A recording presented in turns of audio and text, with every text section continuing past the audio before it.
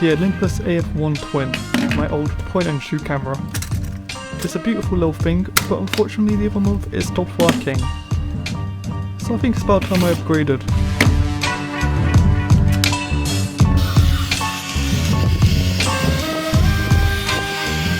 The Olympus AF-1 Twin was a camera that served me well, so looking for a replacement is going to be difficult. After a fair amount of research, I landed on the Olympus AF-1 Super.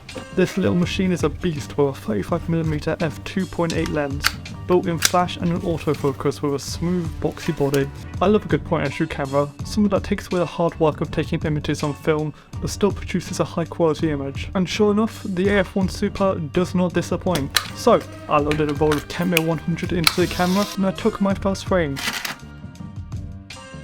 I didn't say it was going to be good, but after using the camera for about a week, I think I'm ready to talk about some of the pros and cons. And I think there's no better place to start than talking about the most important thing, autofocus. The Olympus's built-in autofocus is amazing at isolating subjects. Simply looking through the viewfinder, you'll be met with two lights, an orange one that indicates the flash and a green one that indicates the autofocus. There's also a square in the center of the viewfinder which roughly dictates what will be in focus. Now, this doesn't mean the autofocus is always going to work. Sometimes it's going to miss the mark, it's going to accidentally focus on the background or just be a bit too blurry, but it's going to work most of the time. In fact, those errors are probably more my fault than the camera's fault. Pairing the autofocus with its sharp lens can create some amazing depth in the images. Like this one that I took at the studio.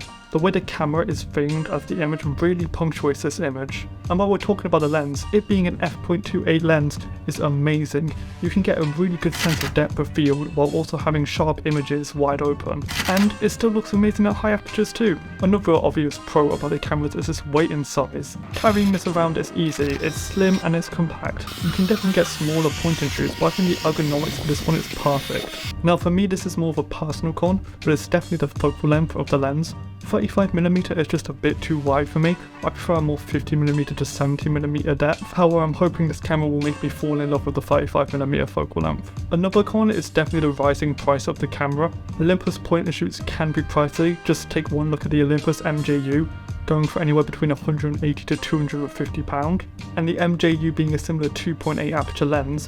Makes me kind of think, why wouldn't you just get the AF-1 Super? Like it was only £70. £70 isn't bad for a point and shoot camera. I mean, take a look at the Contax T2 or the Yashica T4. Those things are expensive as fuck. However, you can definitely get similar point and shoots from different brands that will be cheaper. For me, it was essential that my camera has a disableable flash, and the AF-1 Super is perfect for that. It has 3 different flash modes, one auto, one off, and one fill in. The camera also has a macro mode, a continuous shooting mode, and a self timer, which are all just nice little add-ons. This camera is fun and easy to use, it being small meaning I can take it anywhere and also still producing high quality images. If you're a beginner, it's a perfect camera to start your film journey. I'm hoping this camera does 2 things for me. One that I mentioned prior was getting me back into liking a 35mm focal length, and the second thing being rekindling my love of 35mm. If you can't tell, I seriously love medium format. In fact, all my videos so far have been of 120. I've tried shooting 35mm with some of the SLRs I've had here at uni, and it's just not hitting the same as it used to. So I'm hoping having this camera will make me want to shoot more. I can't wait to take this out and do some projects with it, whether they're more serious ones or just personal stuff for fun. The AF-1 Super is definitely a super camera, and I'd actually recommend it to anyone. Thank you for watching guys, and Matt out.